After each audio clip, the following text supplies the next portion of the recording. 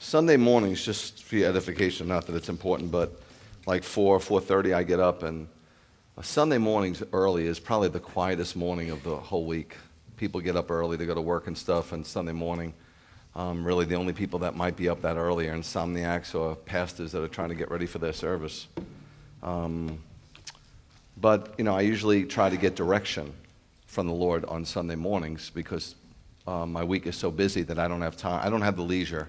I don't have a big staff. I don't have the leisure to sit and spend 40 hours a week on a sermon. I just don't. So there's too much going on. But God's been incredibly faithful over these years. And so Sunday morning, last Sunday I heard, I said, Lord, where are we going? He said, you had a leadership appreciation day, which I appreciate. He appreciates, appreciating you guys. He said, but you didn't explain leadership. And I was like, that's a great idea. And he's like, I know. So that's what we're going to do, but as we do this, I'm going to use Yeshua's opinion about leadership. And just so you know up front, I guess there's umpteen books written on the subject. I've never read one. That doesn't mean you shouldn't read. That doesn't mean they're not. I can tell you, honestly, like I always tell you, I'm very transparent. When I first took over Beth Judah in Florida, there was a nice Episcopal pastor right down the road who realized that I didn't know what I was doing. And we made friends together, and he said, I want to take you to a conference, a leadership conference. And we went, and this guy, I'm not going to tell you his name, but he is world-renowned, and he is the guy. And within 2 minutes, I walked out from something he said. Took 2 minutes, and I sat in the lobby the whole conference. So I'm going to help you with leadership according to what Yeshua says. Is that all right? Does that make sense? I'll give you the textbook definition. Let's take a look. This is what, if you go to conferences, probably they'll say this, but this is right out of Webster's dictionary. It says, leadership is the process of producing effects on the actions, what a person does, behavior, their mode of being, and opinions, what they think of others. So basically, a leader's function is to inspire, which is to put the Spirit in. That's where you get that word inspire from. Just like encourage is to put courage in. It's real simple. To inspire people to perform and engage in achieving a goal. Get everybody on the same page to press to and our goal, right, is real simple. We press on to reach the goal. It says, of the high calling, meaning we're pressing on through this process called sanctification to become more like Him. It's just that simple, and that crosses all denominational lines. Being a leader takes a lot of courage. There's no question about it. And it takes discipline. You have to be very disciplined, and you have to be incredibly determined, otherwise you won't make it. While a great leader can bring great success, it also comes at the cost of being judged constantly and being overwhelmed constantly. A leader has to also step up in a time of crisis. If you're going to be a good leader, when crisis hits, you can't fall apart. You've got to step up, because if you fall apart, everybody falls apart and the whole thing falls apart. So you have to step up with wisdom, with guidance and direction. Now let me just insert something here for no extra charge. In all my years of leadership, I can't begin to tell you how many times I had to gingerly confront somebody, and this is their response. Rabbi, do you want me to step down? And right away I know they're not leadership material. Because what I want you to do is step up, not step down. What most people do is they just quit. They just quit. When the going gets tough, I'll just quit. If somebody questions me, I'll just quit. And if something goes wrong and I don't like, I'll just leave, because there's 600 other places I can go to right in the city. And then when something goes wrong there, I'll quit there, and I'll just keep quitting, and I'll just keep quitting. let's take a look at the biblical definition of leadership according to the book of Hebrews, which was written to some Messianic Jews, right? These were the first century believers. There were no Gentile believers till Acts 10, right? When Cornelius shows up. So at this point, there's no Gentile believers. It's all Jews, and they're going to be leaders. I'll get to that in a little while. You're a leader, not just at work. And so this is what this author, some people say it was Shaul, some people say it was not Shaul. It was God. Okay, and this is what God is saying. Obey your leaders and submit to them. So right off the bat, you'll see, and listen, anything you hear today, let me just preempt this, is not for you to submit to me. I could care less. That's between you and God. Okay? I submit to God, you decide what you want to do, that's your business. I don't do that. I don't play that game. I don't use this bema to get to somebody. If you think I do, you're absolutely, positively wrong, and you're giving yourself way too much credit. I would never use this bema to talk to you. If I need to talk to you, I will talk to you. This is God's bema. Okay? He tells me what to say, and I say it, and I let it fall where it may. But if you are convicted, it might just not be me who's convicting you. Just something to think about. Obey your leaders and submit to them. So right away you see in the kingdom of God, there's two pillars. There's authority and submission to that authority. And those are two pillars in every walk of life. For they keep watch over your lives as people who will have to render an account. Do you see the severity of this when it comes to the kingdom of heaven? The severity that I have to answer for your walk? Why do you think James says and Timothy says and all over the Bible, don't be quick to be a leader? You don't want to do that unless God is calling you to it. It's hard enough for me to give an account for myself. I got to account for you? That's crazy. Do you understand? Do you understand the severity of it? You have a child, you have to account. You have to give an accounting, or render an accounting to the Lord. And he keeps incredible books and records. Now it says, so make it a task of joy for them, not one of groaning. You might want to memorize that verse. For that is no advantage to you. See, if you make it a hard task on me, then you have to answer for it. So that's why I don't have to deal with you. Do you understand? I don't have to. I let the Lord deal with you. I don't have to deal with any situation because the Lord will. And you might wonder, Lord, why am I not hearing your voice? If you can't submit to your earthly leaders, you're not submitting to him. He's not going to talk to you. He's going to give you the hand. Take care of business. Listen, guys, I'm trying to help you. You can't mess with God. If I don't forgive, he's not going to forgive me. If I'm not merciful, he's not going to be merciful to me. If I'm incredibly critical, he's going to be incredibly critical with me. You can't mess with God. He has a system that you can't mess with. And it causes you to be a believer. Otherwise, life's going to be pretty miserable. It's a beautiful thing. It's absolutely stunning, the system he set up. So let's look at this word leader in the Greek. Why are we looking it up in the Greek? We're reading the New Testament. Okay, and it means to have authority over. It means a commander. Our president is the commander-in-chief. He's the leader. Most people don't realize that, but he is. I just want to show you the word in the Hebrew, in the Old Testament, just so you make sure that you see that it's the same word. It's consistent, okay? It means a chief, a nasi. That's what they call the leader in a synagogue, the nasi, the chief elder, if you will. And I think it's interesting that the Hebrew also denotes that it means a rising mist. Do you know why? Because leaders come and go. They come and go. Even in families, you got fathers that just come and go.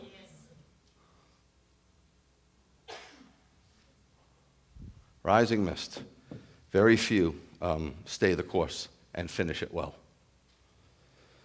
I asked, interestingly enough, go figure, Wednesday I ran into a retired Air Force general who has an incredibly stellar record, I might add. And you know the percentage of people that are in the armed forces that make it to general? Look at that statistic. You'll be impressed. And most of the time when you get to that level, it's all politics. And this guy got there on his record because he does not play politics. I asked him, how would you define a good leader? He said, son, you're only a good leader if people follow you. Boy, you want to talk about cutting to the chase. And this is a guy, do you know how many leadership schools he went to? Lieutenant, captain, colonel, general, constantly being trained. And they have pretty good training in the Air Force. Personally, in my humble opinion, leadership can be summed up in one word: influence. We are all influencing people. Sometimes we're good influences and sometimes not so good. Leaders should be found in the home place. Most parents don't see themselves as leaders. You should be found in the home place, in the synagogue or church place. You should be found in the workplace, in the school place, in the sports place, and maybe most importantly, at the very minimum, in the believer's place, because we are called to lead others to the Lord. So I'm here to tell you that everybody sitting here, if you're born again, you are a leader, whether you realize it or not. It's a very important message to give to the body of Messiah, because the body of Messiah is set up very strange these days. It's almost like you got an orchestra pit, you got the musicians, and you got a guy up here doing a one-act play, and you've got the audience, and it's very Greek. Very Greek. And the people keep hearing these 20-minute fill-in-the-blank sermons, which I think is incredibly insulting. To treat you like a 5-year-old. But in my book, there's no difference between clergy and laity. Am I called to lead this place? Absolutely. So I lead it. But you should not see yourself as some kind of laity that has to go to 18 more Bible schools and go to another Bible study with your girlfriends just to lead people to the Lord.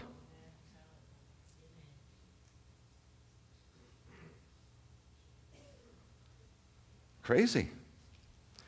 Now, my opinion on leadership is not that important, but I think Yeshua's is. So I'm just going to go over 3 points. Is it a 3-point sermon? No. God gave me 3 points. Okay. First point is humility. It is the most important aspect of leadership. Most important, humility. And I'll read from Matthew 20. As Yeshua was going up to Jerusalem, he took the 12 Talmudim. A Talmud is a student, a disciple, aside by themselves. So there was other throng of people with him. He pulled his 12 aside. So he's speaking to disciples, which means he's speaking to us, so please listen. And he said to them as they went on their way, quote, "We are now going to Jerusalem, where the Son of Man will be handed over to the head Kohanim and the Torah teachers. They will sentence him to death and turn him over to the Goyim, who will jeer at him, beat him, and execute him on a stake as a criminal. But on the 3rd day he will be raised." Then Zabdi's sons came to Yeshua with their mother, Zebedee. She bowed down, begging a favor from him. Let us continue. He said to her, "What do you want?" She replied, "Promise that when you become king, these 2 sons of mine may sit, one on your right and the other on your left." But Yeshua answered, "You people don't know what you are asking.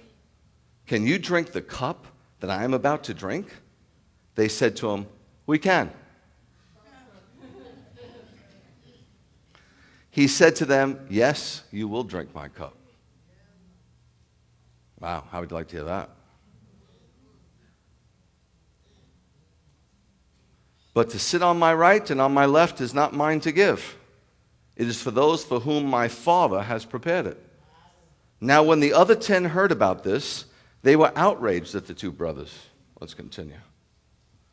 "The Goyim, those who are supposed to rule over them, become tyrants, and their superiors become dictators. Among you it must not be like that. On the contrary, whoever among you wants to be a leader must become your servant."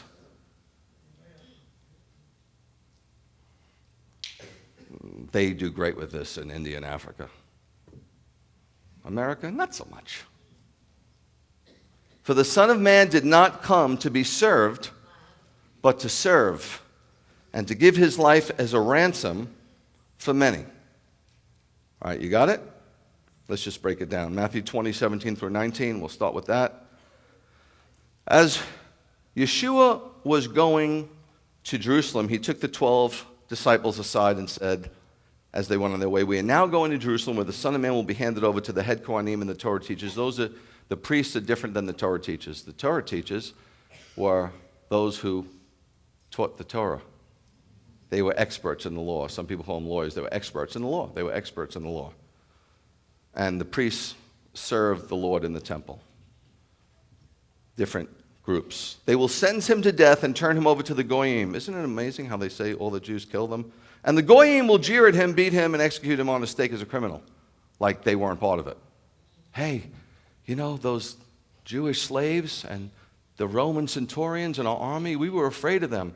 We were afraid they were going to throw a Torah scroll at us, so we just gave them what they wanted.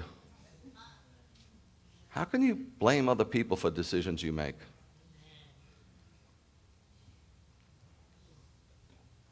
But on the third day, he will be raised. This is the third and final time in the book of Matthew that Yeshua announces that he's going to be killed. He's going to be mocked and scourged and beaten. Look at what happens in the midst of this, okay? This is their Lord. This is somebody they gave up their life for. They're following around for 3 years. Some left their families. They left their livelihoods. And then he's telling them this incredibly sad news for the third time. And what do? Let's go to the next verse. Then Zebedee's sons came to Yeshua with their mother. Wow, not crying, not I'm so sorry, but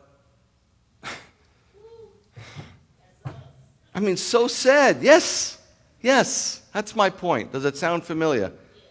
So sad that on the heels of this incredibly horrific announcement, the followers were thinking more about their own glory than about his suffering. Yeshua, you don't know what it's like. So his mom, who was probably his aunt, if you check the Gospels in John 19, the Mary who was Miriam, his mother's sister. So these are his cousins, his kin, right? And this is his aunt, but she's bowing before him out of respect for who he is. We've already found out who he is in Matthew 16. But she's saying, hey, like any good aunt would say to her nephew, hey, look out for your cousins. You know, when you come into your kingdom, give them some position of authority. I want them to rule with you. It's all who you know. Nothing's changed. Nothing is new under the sun, pal. Nothing is new under the sun. There's no new sin. Nope. We've been selfish since day one. And he says, oh, they'll drink my cup. And they did, didn't they? James died a martyr's death, and John lived a martyr's life. One was exiled and one was beheaded. But listen to what he says. He says, it's not mine to give, it's my Father's, meaning you might occupy that space to the right or the left. Why don't you go for it? Might still be open. Rabbi, I'm just me, and they were just them. Just human beings. Crazy. The focus goes right on the, okay, so you're going to die, but what about us? What's in it for us? You're the same. Yes. Constantly praying for your needs.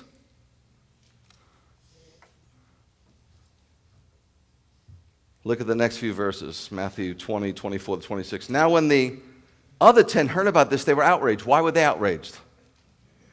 Because they didn't get to ask first. Man, I knew her aunt was going to sneak in there. Little nepotism. Now, when the other 10 heard about it, they were outraged at the two. But how dare you ask for that? Yeshua knew what they were thinking. But Yeshua calls them over because they're all jockeying for position. They all want to be number two. Look at Lucifer, the highest cherub, the number 2 man, and it wasn't good enough. It wasn't good enough. He wanted to be numero uno. He couldn't handle being number 2. He was number 2, all right.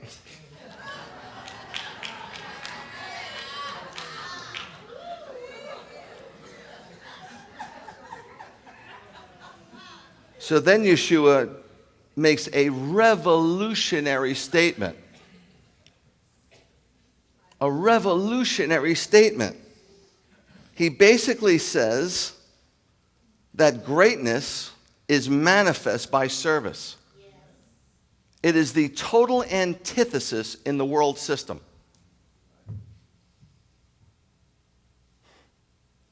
And you can't fake it. False humility is insidious pride. It's worse than overt pride. At least if you're going to be prideful, we know who you are. But when you wear the mask of humility, that's sad.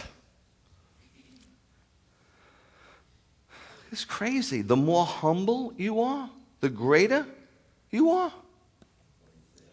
Is that what he said? Okay, I just want to make sure. Now, look at the word serve. What word do you think we get in our English language from this word in the Greek? Deacon. Deacon. To be a servant or to wait at a table to offer food and drink. Think about this, guys. At the wedding supper, I'm not going to be serving you, and you're not going to be serving me. We're going to be sitting at the table. Then Yeshua is serving. So you're sitting at his wedding, and he's going to serve you, but you don't want to serve him now. Ain't that a revelation? Bet you never thought of that, right? You thought I was going to carry your bags to the hotel room.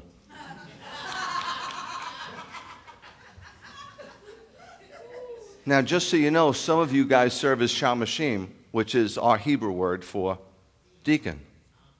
So it says that Yeshua was a deacon. So if you're a shamashim, think of that position that you have.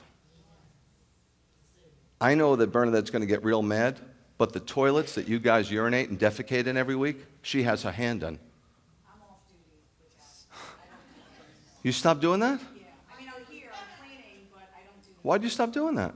Somebody else assumed it, so I got a better duty. No pun intended.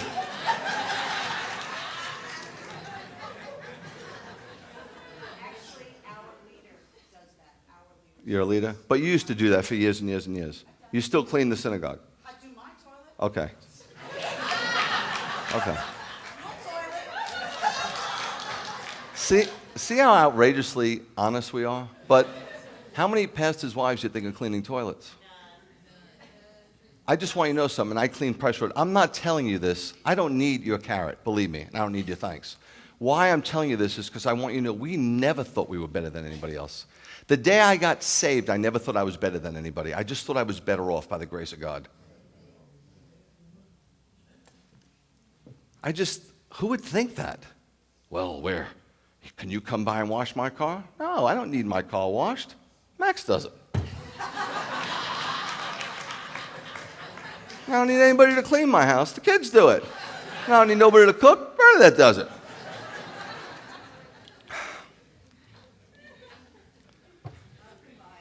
Yes. So if you want to be first, you have to be last.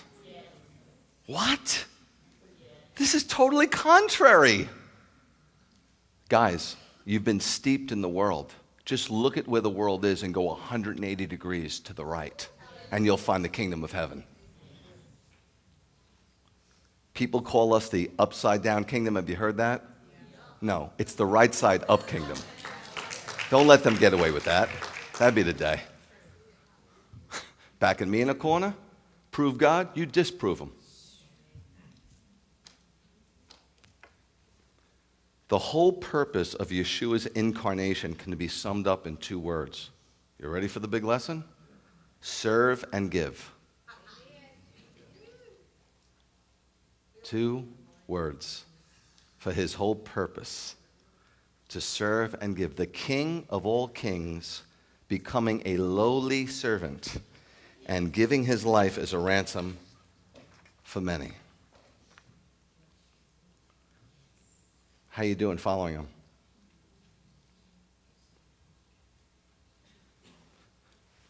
So, number one, humility, humility, humility, humility.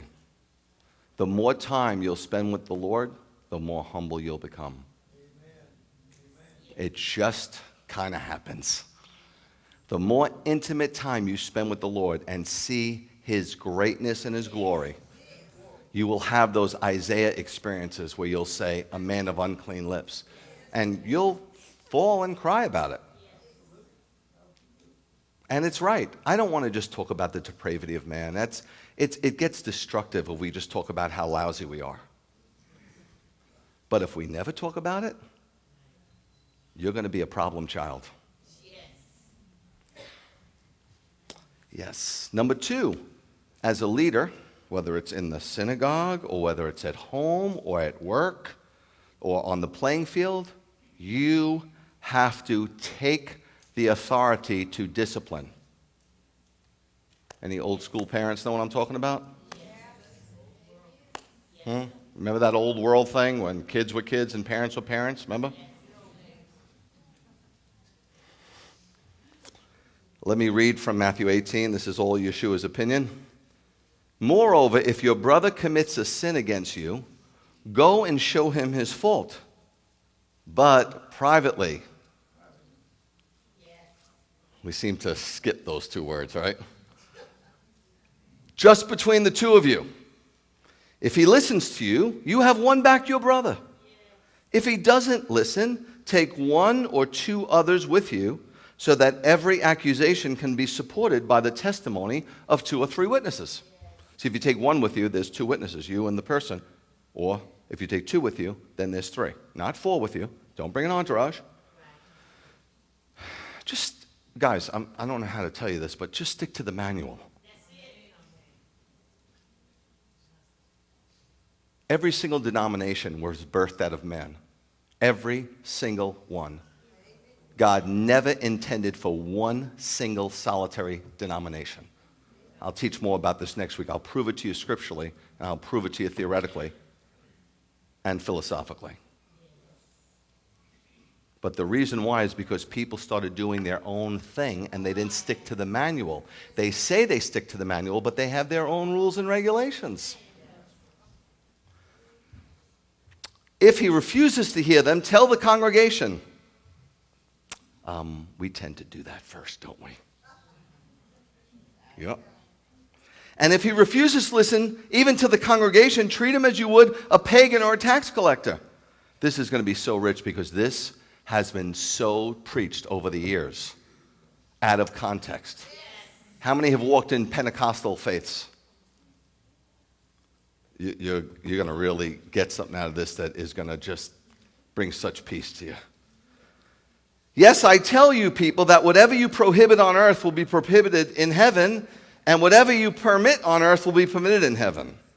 Let's go to the next couple of verses. We're reading from Matthew 18, verses 19 and 20. To repeat, I tell you that if 2 of you here on earth agree about anything people ask, context, it will be for them from my Father in heaven. For wherever 2 or 3 are assembled in my name, I am there with them.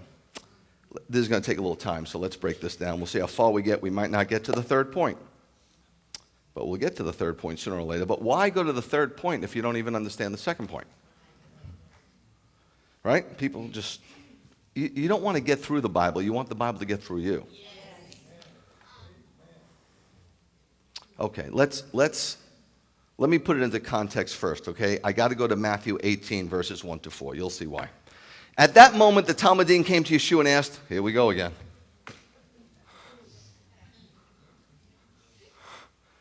Who is the greatest in the kingdom? Meaning, who do you like the best? Which one of us do you like the best? Who's your favorite? He called the child to him, stood him among them. This is in a day that children were to be seen, never heard. And said, yes, I tell you that unless you change and become like little children, doesn't mean to start scribbling for Yeshua or something and making your pants. Little children have an incredible ability to forgive. And he's teaching on forgiveness, right? He's teaching on discipline and forgiveness. So he's saying, you know so much, but you can't forgive. You have these grudges against people.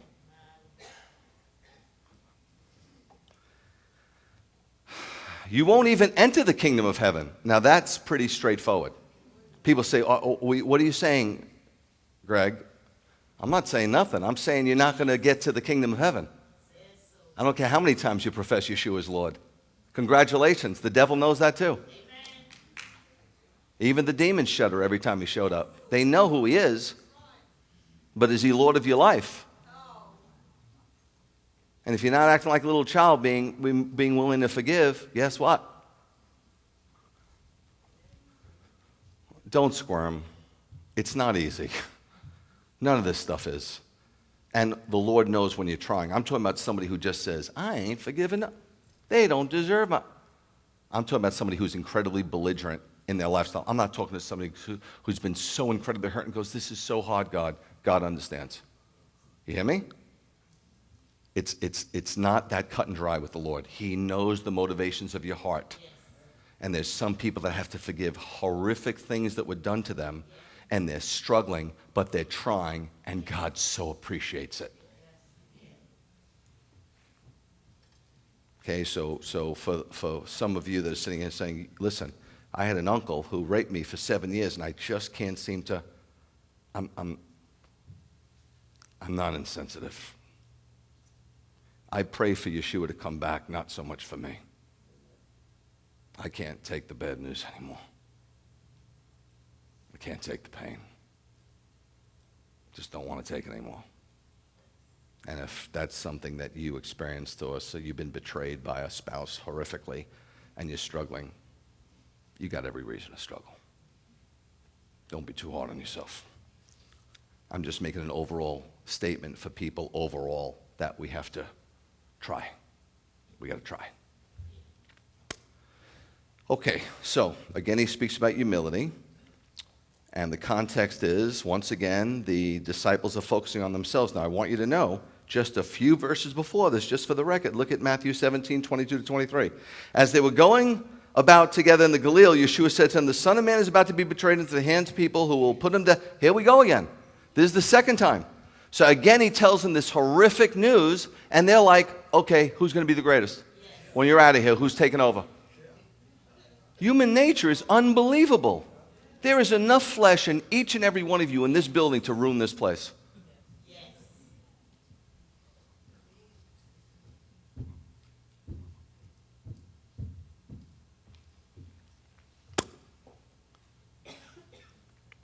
Jockeying for position. Matthew 18:15, it says, if your brother commits a sin against you, we're talking about church discipline, which is non-existent today. People say this is a public forum. This is not a public forum, sweet pea. This is the kingdom of heaven, and there's rules in the kingdom of heaven. All are welcome, but if you don't conduct yourself like a good kingdom of heaven person, you are going to be asked to leave. You don't own this place. It's Beth Yeshua. He owns it. And he makes the rules, and you have to abide by his rules. Laodicea is people ruling. We're not a Laodicean congregation. If your brother commits a sin against you, go and show him his fault, but privately. In the Greek, it's monos. That means without a companion. Now, I'm here to tell you, after 25 years of ministry, that I've seen this done very rarely, although I preached it constantly. Go to him or her privately alone before we go to everyone else to get their support. That's politicking.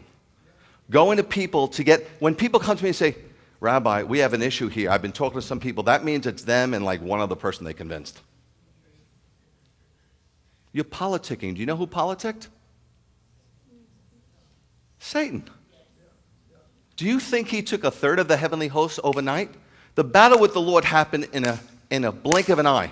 Do you think he was able to take a third of the heavenly host in a blink of an eye?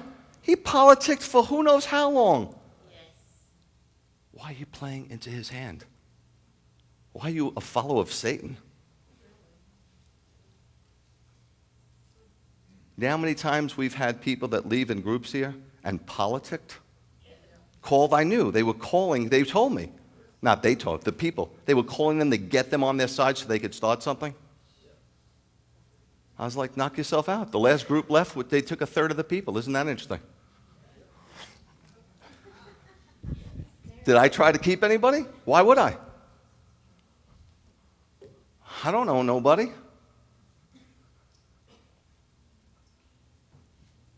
No. I mean, I hate to see some of you go because you've been hoodwinked, just like the heavenly host was. Megan doesn't need another church. Surely, if you leave here, you can find one of 600 places that you could cause some problems too, no? People say, well, if we didn't need another church here, how come you started? Because you didn't have a Messianic synagogue. But I can tell you, Macon does not need a second one. It's bad for the kingdom, and it's bad for the Messianic community. Only Macon would do that. You know why? It's never happened in the MJA since its inception. Nobody's ever started a congregation in the same area of any MJA synagogue. All my comrades can't believe it. Satan works in mysterious ways. It is what it is.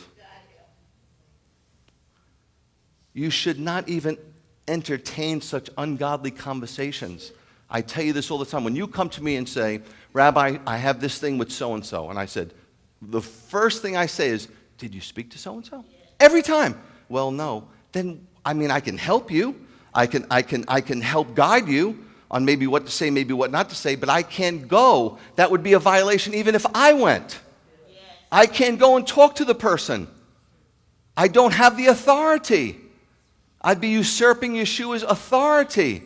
You have to go and speak to so-and-so. But here's the catch. If you're going to prove yourself right, don't go.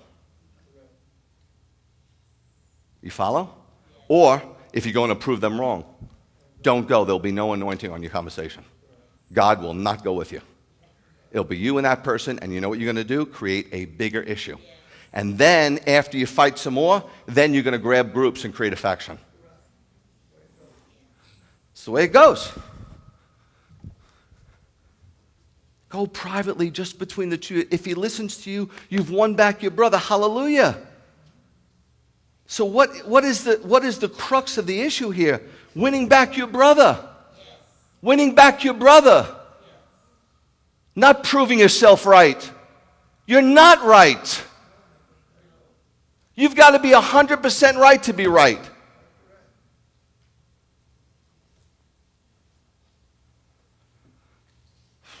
Matthew 18:16. If he doesn't listen, and can't force him to listen, take one or two others with you so that every accusation can be supported by the testimony of 2 or 3 witnesses. Now, where did that come from? I'll show you. Deuteronomy 19:15. It comes from the Torah. Yeshua can't teach against the Torah. He is the Torah. So it says, one witness alone will not be sufficient to convict a person of any offense.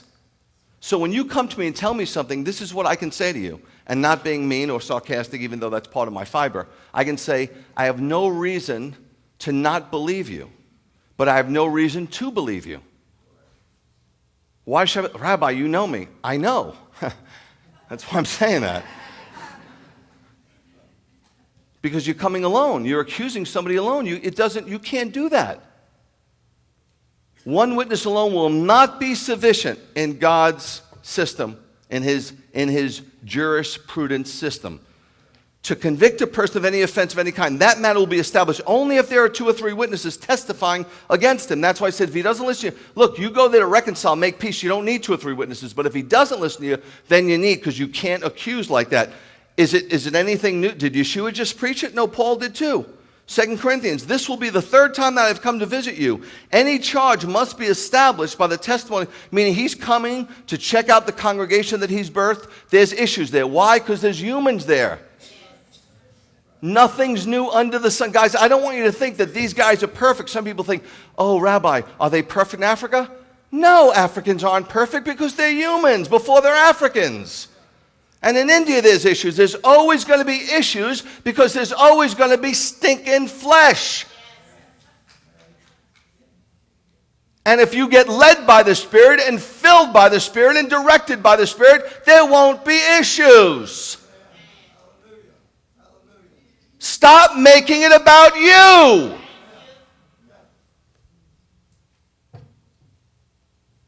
And of course, Paul, to his pastoral letters to his son who's going to take over, his spiritual son Timothy, he says, never listen to any accusation against the leader. Oh, the third that left. Didn't even talk to me.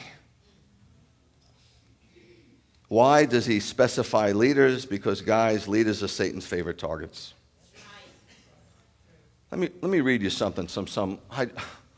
This is some statistics on pastors, okay? And it does not come from the internet. It comes from Gray Matter Research, 2005, a scientific study of pastors from every city in America. Pastors at Greater Risk by H.B. London and Neil Wasman, Regal Books, 2003. Focus on the Family Survey, 2009, on 2,000 pastors. Leadership Journal poll, and on and on and on. These are wonderful, true statistics. Let me just read it to you. It's not so you take out the violin. I just want you to hear this, okay? 75% of all pastors report being extremely stressed or highly stressed. It's in the top 10 stressful function, stressful job, stressful occupation that there is in the world. Top 10. 90% work between 55 and 75 hours a week. Is that all?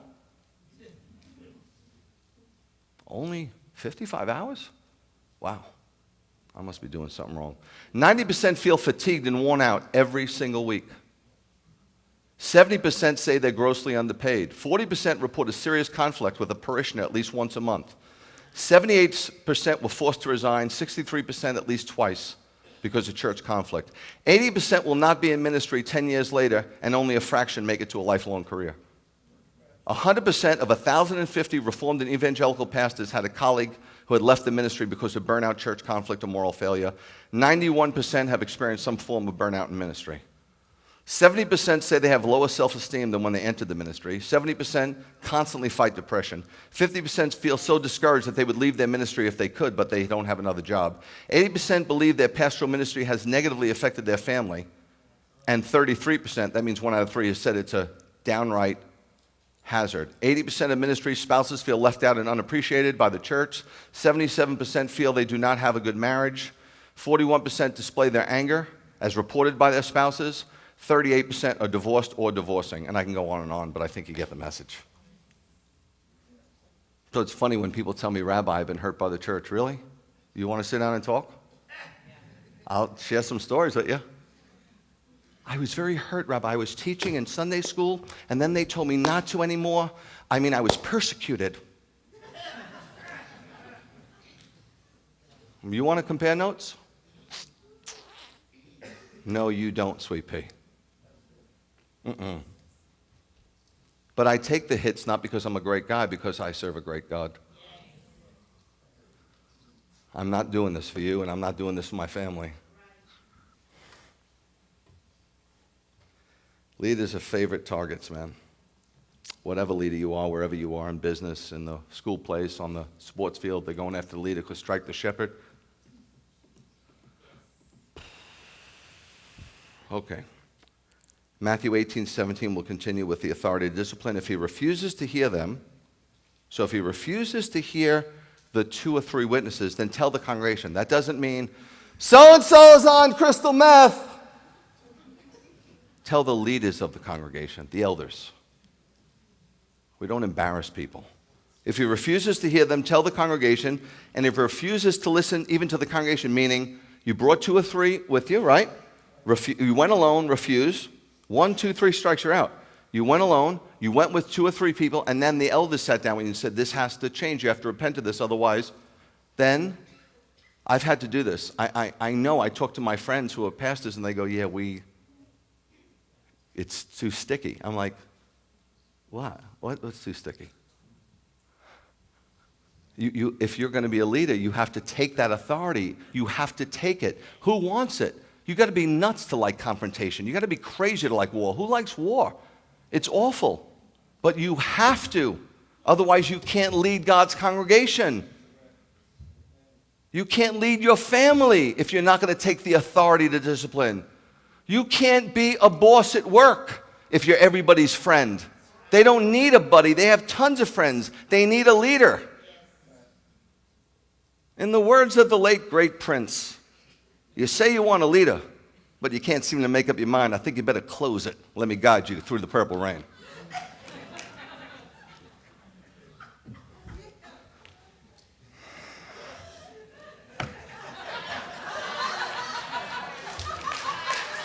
I never meant to cause you any sorrow. Stop it.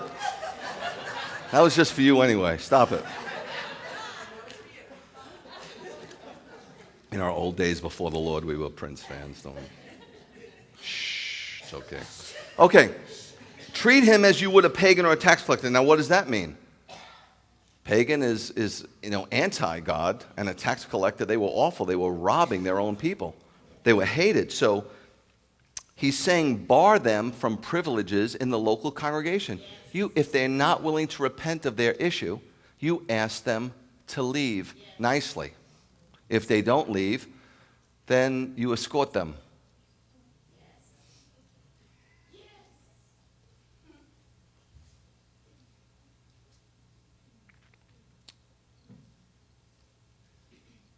Look at 1 Corinthians 5:5, so you know this happened in Corinth. A guy was sleeping with his stepmom. And Paul couldn't believe that they didn't do anything, and they were talking about it in a good way. He was outraged. So he said, hand over such a person to the adversary. Give him to Satan for his old nature to be destroyed, so that his spirit may be saved in the day of the Lord. The guy's now going to hell. No, Rabbi, he was saved. If he was saved, he wouldn't be doing that. And if Yeshua comes back and he's still sleeping with his mother-in-law, he's going to hell. Amen. Don't kid yourself. Amen. That's goofy, greasy grace.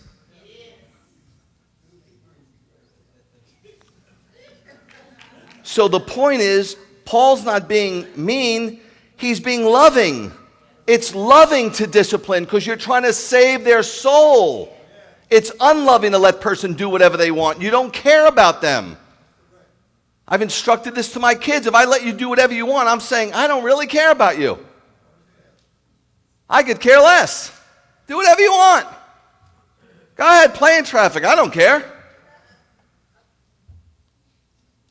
Now, if you exasperate your children, don't sneeze like that. Don't eat like that. Then you're a pain in the neck. And you're going to drive them away. So the purpose in barring them from the local congregation is restoration. That is the goal. The person should be treated courteously, but not condoning the sin. The proverbial love the sinner, hate the sin. Now, Matthew 18:18, next verse, it says, yes, I tell you, people, that wherever you prohibit... Now, how has that been taken out of context? I bind this. I bind the spirit of sneezing. I'm going to bind you right now because you're making no biblical sense. No biblical sense. How many have seen this operate of people binding and loosing whatever they want? How did it work, sweetheart? It never does, right? It sounds good. In the name of Jesus, I bind. It sounds good. Everybody gets all. It doesn't work because it doesn't work.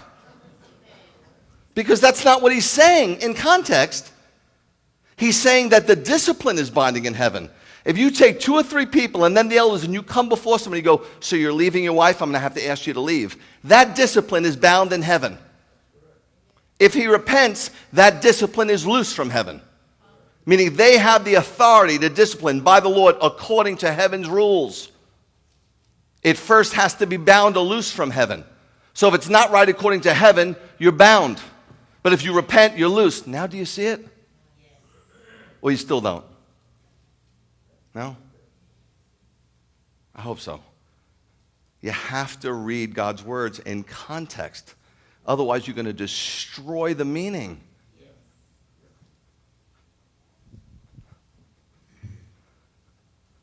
I bind you, devil. Michael the archangel didn't even bind the devil.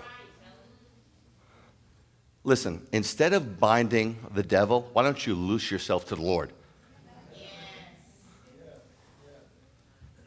This has been so horrifically taught. So horrifically taught. I'll give you another one. Last two verses on this. Matthew 18:19 through 20. To repeat, I tell you that if two of you here on earth agree about anything, hey, let's get two people and ask for a Cadillac. It will be for them from my Father in heaven. For wherever two or three are assembled. How many times have you heard that for a prayer meeting? Guys, it has nothing to do with a prayer meeting. Nothing. Nothing at all. It has to do with that you need two or three witnesses according to the Torah for something to be binding. And then if you bind them, then your Father will bind it from heaven. If you ask the Father, bind this, Father, for the purposes of restoration on this person's soul. Father, we love this person. Please bring them back to your good graces. This has little to nothing to do with a general prayer meeting. It has everything to do with a meeting regarding church discipline when you bring the elders and you confront the person. And then he's bound because you asked from it from the Father because it's already bound in the heavenlies. And because you did it right with two or three, it has nothing to do with prayer. I don't need two or three people of prayer. You mean tell me when I prayed this morning, God said, I don't hear it. How many times have we heard that? Right? We get two or three people who go, well, when two or three people are gathered, yeah, for church discipline. Are we disciplining anybody? No, we're praying. Then it has nothing to do with it. I know what you're thinking. What else did we miss along the way? A lot, because you didn't read the manual. You listened to the guy.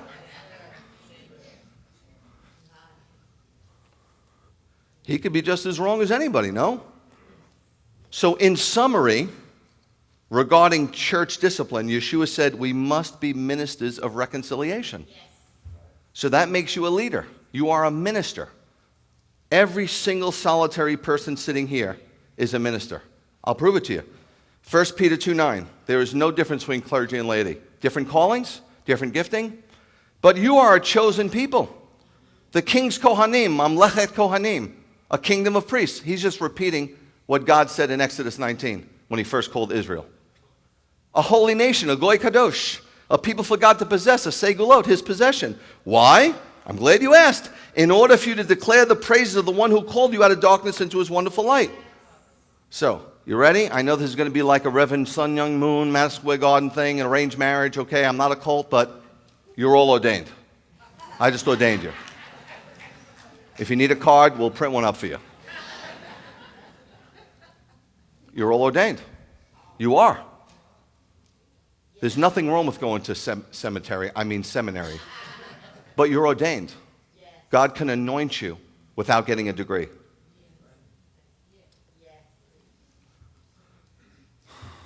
We are leaders in reconciliatory. That's 7 syllables. You don't hear that often, huh? The goal is restoration. It says in the Bible, in the letter in Galatians, it says, you who are spiritual, you must restore. If you're not in the restoration business, then you're not in the spiritual business. Blessed are the peacemakers, somebody once said. That doesn't mean people that have peace. It means people that actively broker peace.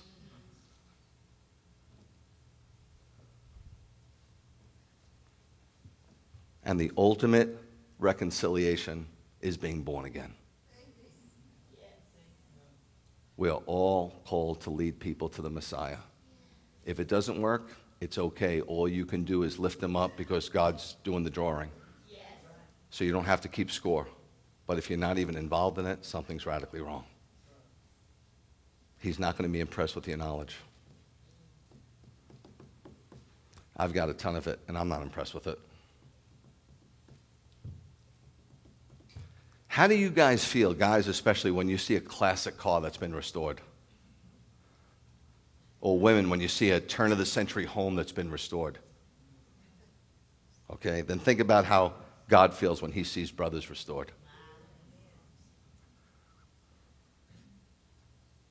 It's music to his heart. That's why all this spiritual divorce. You know how many churches in this town, the bulk of them were born out of spiritual divorce. Okay, we're leaving because we believe in dunking as opposed to dripping, and we don't like what you do this. Listen, if the guy is leading and he's in heresy, he needs to go. But if you don't like the fact that he doesn't wear socks, you need to go.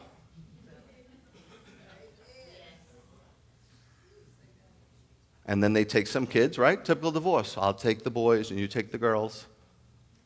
And God hates divorce. Doesn't hate divorcees. Don't sit there and write to me and say, Rabbi, I was divorced. Please, leave me alone. Go forward already.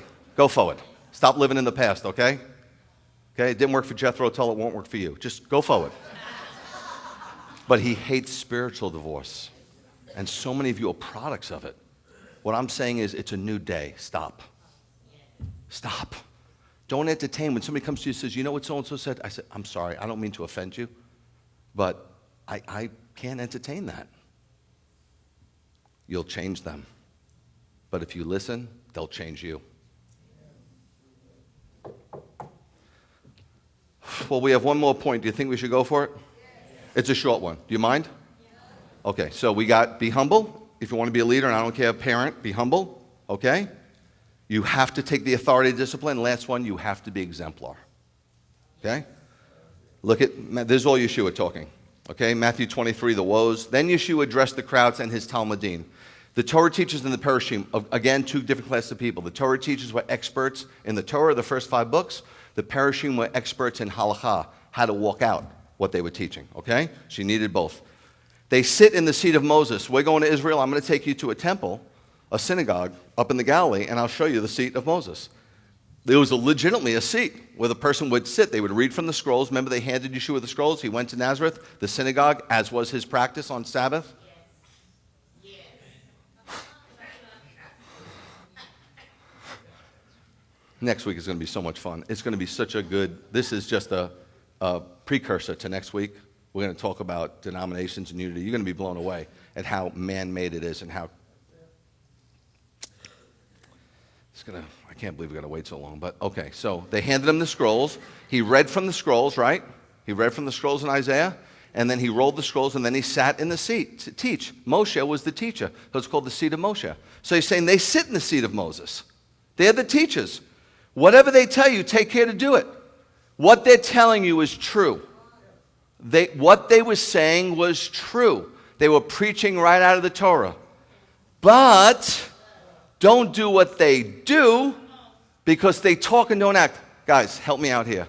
I don't listen to talk radio. I don't listen to radio. However, everybody's talking. Talk shows and talk radio. I just want to know they're making a fortune talking, and you guys are like, he's right. What is he doing about it? Nothing. They're just talking.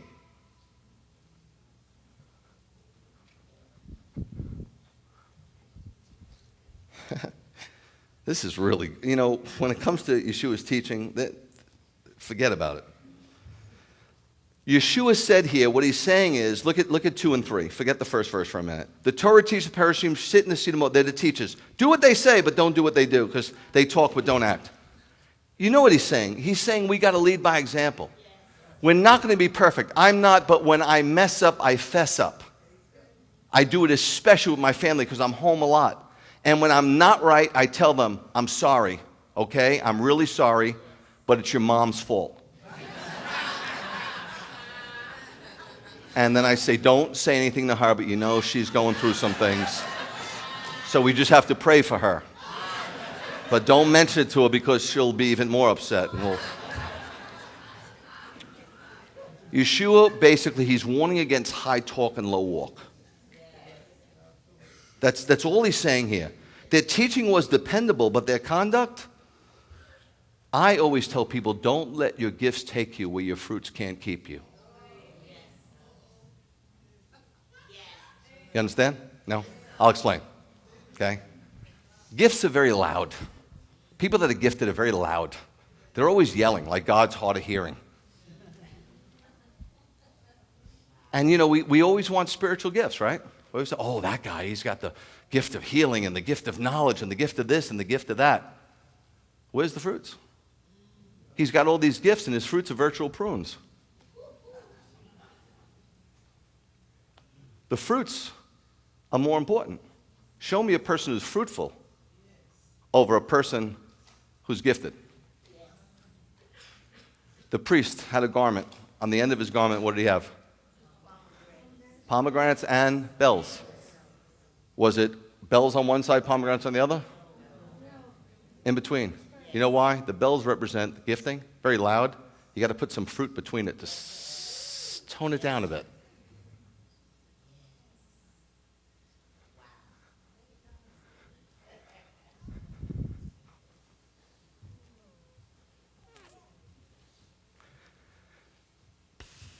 All gifting is it's like a clanging cymbal. But love, joy, peace, and it has to underwrite the gifts. I've seen people with charismata, no substance. It's a circus. It's almost funny. And people say, well, Rabbi, you shouldn't say anything, that's judging. No, pal, I'm discerning and testing the spirits, and this guy's not a god. And if you want to stay here and listen to this, be my guest. I'm out of here. But then we have, in the mainline denominations, they're so afraid of God's gifts that they have all this substance with no charisma, and it's a cemetery.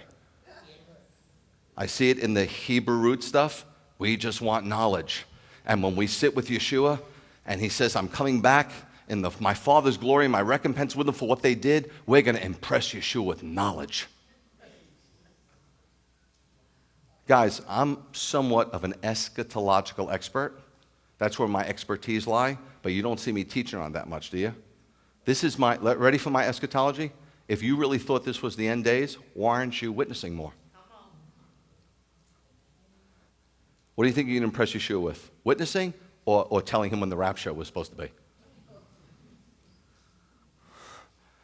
You were wrong. It was pre-wrath.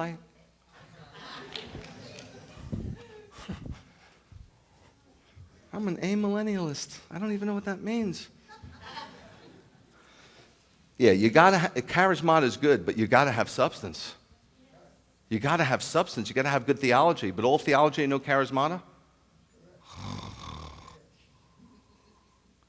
It's like the Word of God without being energized by the Spirit of God. All right. Let me just show you something that I think is really cool, and then we're out of here. Vladimir. Acts 1:1. It says, Dear Theophilos. Now, some people don't even think he's a real person. The bottom line is we don't know anything about him, so I'm not going to argue with you over him.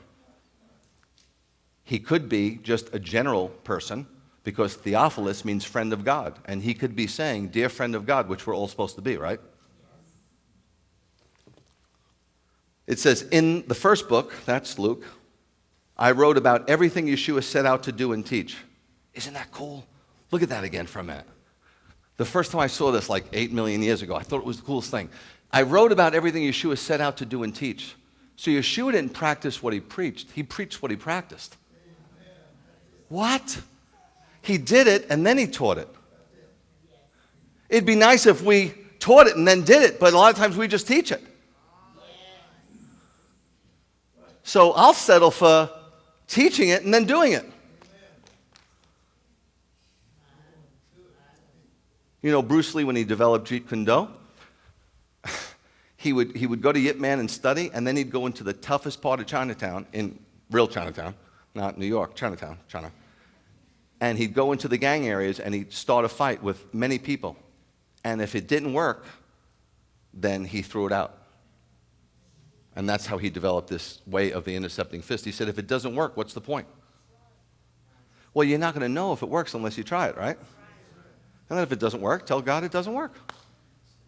But you'll never know. But all the knowledge in the world isn't going to help you make it work. I don't have anything against knowledge. Listen, I'm a knowledge head, but I'm telling you that it's not enough. That's what I'm telling you. It puffs up. And there's so many people running around that want to learn more about their Judaism. What's it going to do for you?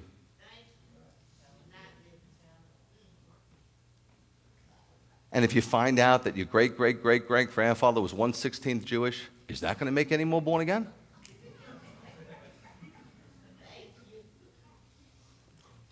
I know I'm stepping on toes, but I'm not stepping. I love you. I mean, look, I don't force you to come. But we got to, all of us, we got to find out what's most important because time is so short. It's so fleeting. I was like the other day, I think I was in Kroger or something, and a Billy Joel song came on. What's the matter with... No, that wasn't it, but that's the only one that I thought of for a moment. But I was a big Billy Joel fan, you know? He was born in 49, I was born in 59, he was born in the Bronx, I was born in the Bronx, he was born to Jewish parents, I was born to Jewish parents. I related to him. And it was like, you know, I remember I went to that concert when I was 18. That was 40 years ago. I saw myself there at the Garden. Where did 40 years go? It goes so fast. I know eternity is a long time, and I'm banking on it being really long. But in the meantime, this goes so fast, make it count.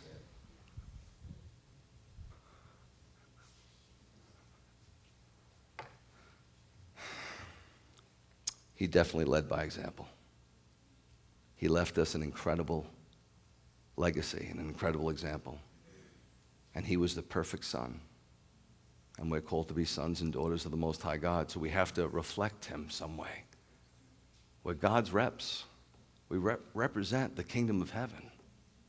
And I know sometimes we don't get it right, but I've called people irate, and I said, hi, I know it's not you. You're just an hourly employee. And I know you're the president of your company is flying around in a private jet and making more money than any human should make. With that being said, I'm not angry with you because you're probably struggling too. But I'm paying $2,400 a month for medical insurance with a $5,000 deductible. As far as I'm concerned, it should have been called Obama Doesn't Care.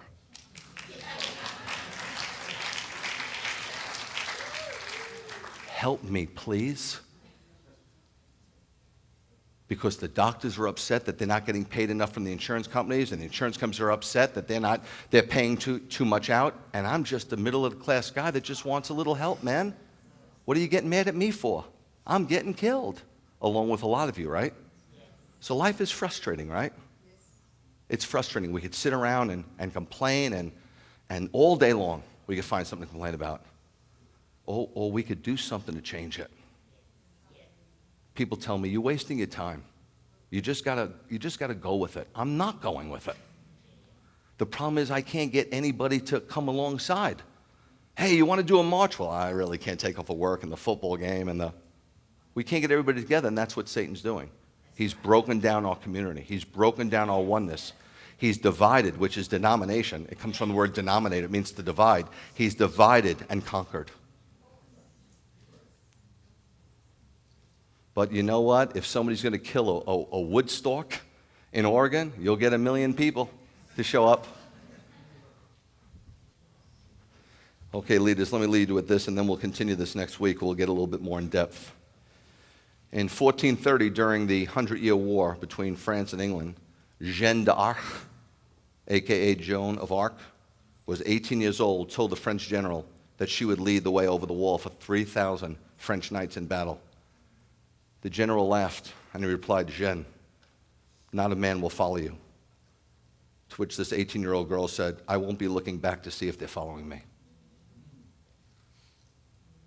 I know the general said that leadership is about how many people follow you.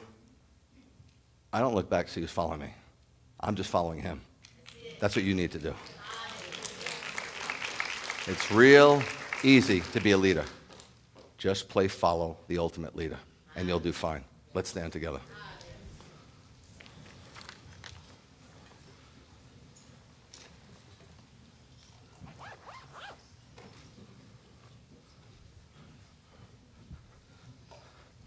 God, those statistics are depressing, huh? But they're true. They're really true. I have friends, they're out of the game, and they got knocked out, and just keep your pastor, if you love him, in prayer. You know what I mean? It's a beautiful task. It says in 1 Timothy 3:1, the pastoral letters, that he who chooses congregational leadership chooses a good thing, something beautiful and magnificent, and it is if God calls you. But I can tell you, without being mean, that every problem in a church is caused by church people, not the world. Every single one. And within the church, it's not even caused by another church. It's caused by your own church. Sad, huh? And you wonder why the world doesn't see Messiah. May the Lord bless you and keep you. May the Lord make his face to shine upon you and be gracious unto you. And may the Lord lift up his very countenance upon you and give you his peace in the name of the Prince of all peace, Yeshua. Yevarechecha Adonai v'yishmerecha. Ya'er Adonai panav elecha v'hunecha. Yisa Adonai panav elecha v'yasem lecha shalom. Guys, I love you. Shabbat shalom. There'll be people up here praying for you. If you need some prayer, please let them pray for you. They're very gifted.